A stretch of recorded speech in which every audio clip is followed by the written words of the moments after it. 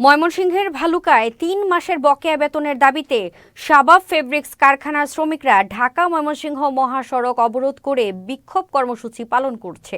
বিক্ষুব্ধ শ্রমিকরা জানায়, বৃহস্পতিবার তাদের বকেয়া বেতন পরিশোধের কথা থাকলেও তা মালিকপক্ষ দিতে না পারায় সন্ধ্যায় ওই কারখানায় ১৫০০ শ্রমিক বিক্ষুব্ধ হয়ে ওঠে। হাজিরবাজার এলাকায় ঢাকা ময়মনসিংহ মহাসড়কে নেমে সড়ক অবরোধ করে বিক্ষোভ কর্মসূচি পালন করেন।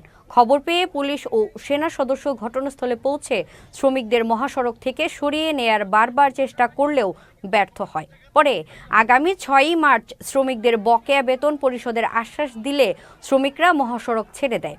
অবরোধ চলাকালীন সময়ে মহাসড়কের দুই পাশে শত শত দূরপাল্লার যানবাহন আটকে পড়ে দীর্ঘ যানজটের সৃষ্টি হয়।